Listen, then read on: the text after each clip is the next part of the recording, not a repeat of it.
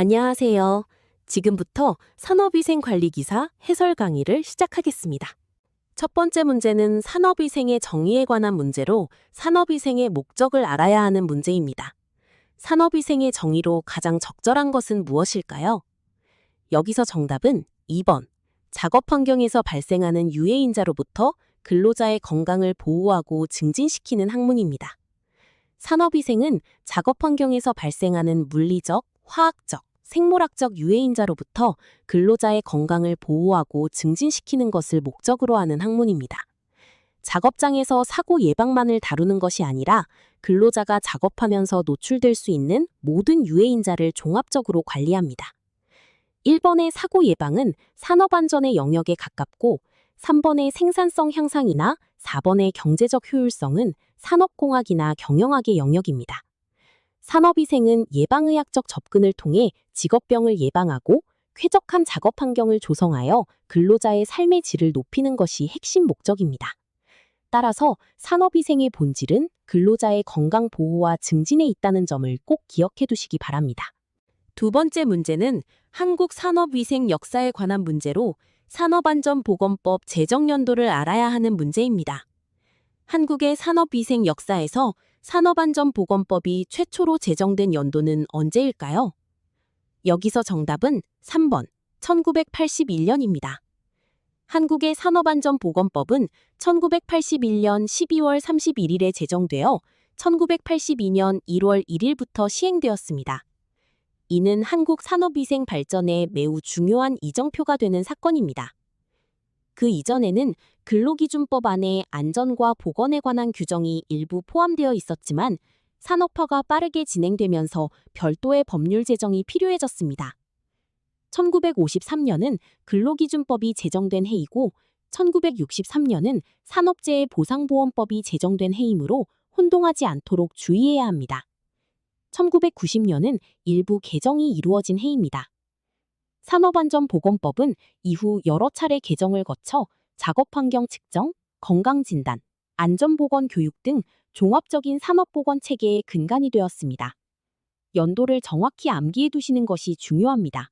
세 번째 문제는 VDT 증후군에 관한 문제로 주요 증상을 알아야 하는 문제입니다. VDT 증후군의 주요 증상이 아닌 것은 무엇일까요? 여기서 정답은 3번, 청력 손실입니다. VDT는 비주얼 디스플레이 터미널의 약자로 컴퓨터 모니터 등 영상 표시 단말기를 의미합니다. VDT 증후군은 컴퓨터 작업으로 인해 발생하는 종합적인 건강장애를 말하는데 주요 증상으로는 눈의 피로와 건조감 같은 안과적 증상, 목과 어깨의 통증과 같은 근골격계 증상, 손목과 손가락의 통증인 수근관 증후군, 그리고 정신적 스트레스 등이 있습니다. 청력 손실은 소음 노출에 의한 증상으로 VDT 작업과는 직접적인 관련이 없습니다. VDT 증후군 예방을 위해서는 작업 중간 휴식, 올바른 자세 유지, 적절한 조명과 모니터 거리 확보가 중요합니다.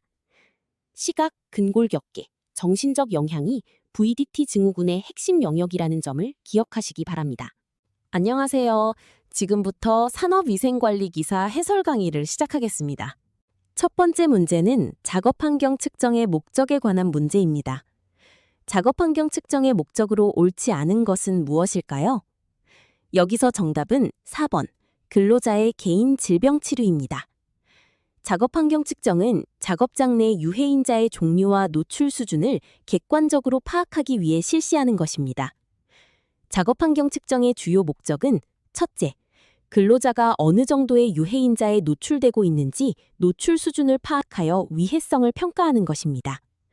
둘째, 측정 결과를 바탕으로 작업환경 개선이 필요한지 여부를 판단하여 개선 우선순위를 결정합니다.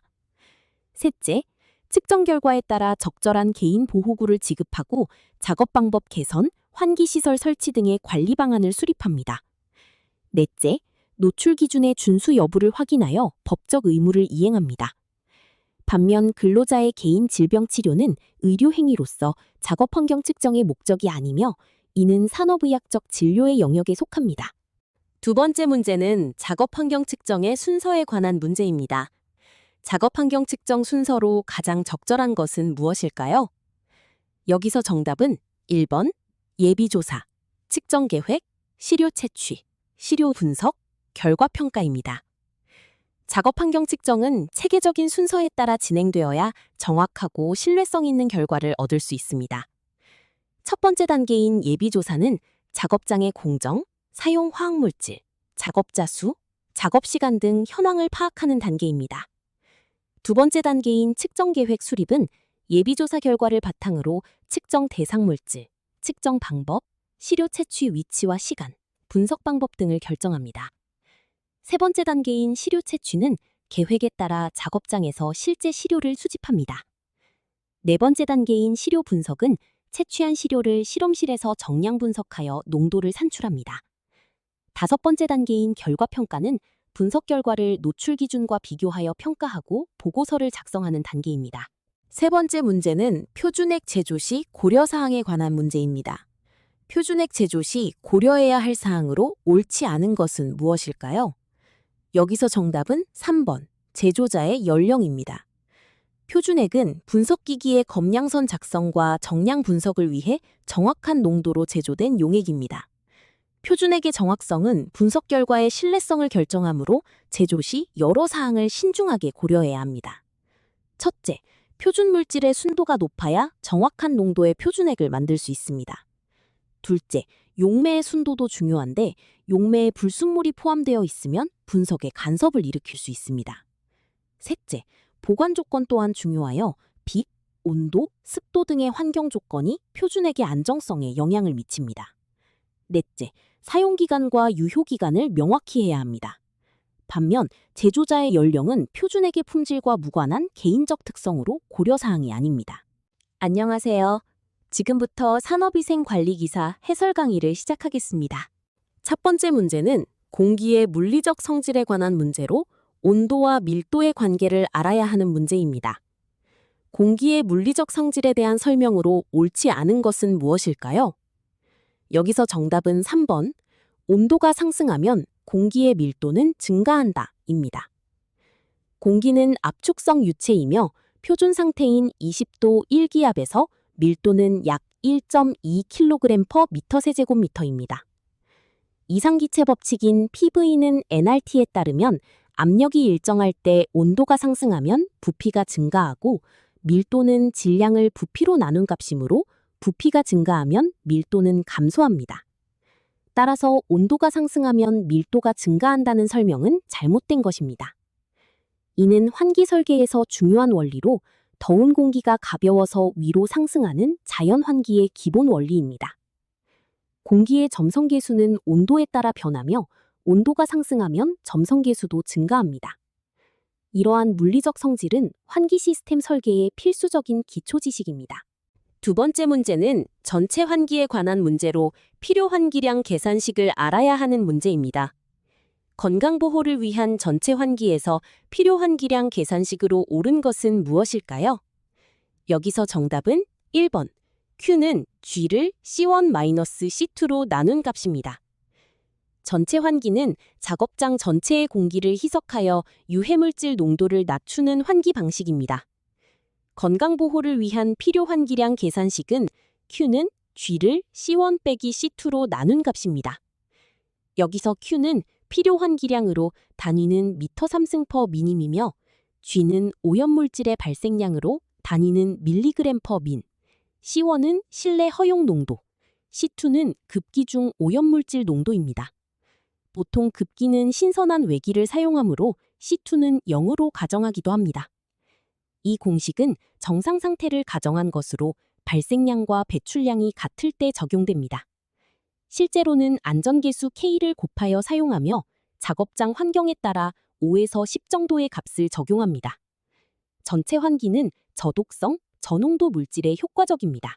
세 번째 문제는 유효온도에 관한 문제로 영향요소를 알아야 하는 문제입니다. 온열관리와 환기에서 유효온도에 영향을 주는 요소가 아닌 것은 무엇일까요? 여기서 정답은 4번, 조도입니다. 유효온도, 즉 Effective Temperature는 인체가 실제로 느끼는 온열 감각을 종합적으로 나타내는 지수로 1923년 ASHRA에서 개발되었습니다. 유효 온도에 영향을 주는 요소는 세 가지로, 첫째, 건구 온도는 일반적으로 측정되는 공기 온도. 둘째, 습고 온도는 습도와 관련된 온도로 발안에 의한 냉각 효과를 반영하며, 셋째, 기류 속도는 대류에 의한 열 손실에 영향을 줍니다. 이 세 요소가 인체의 열 교환에 직접적으로 작용하여 체감 온도를 결정합니다. 반면 조도는 조명의 밝기를 나타내는 시각 환경 요소로 인체의 온열 감각과는 직접적인 관련이 없습니다. 다만 조명에서 발생하는 복사열은 영향을 줄 수 있으나 조도 자체는 유효 온도와 무관합니다.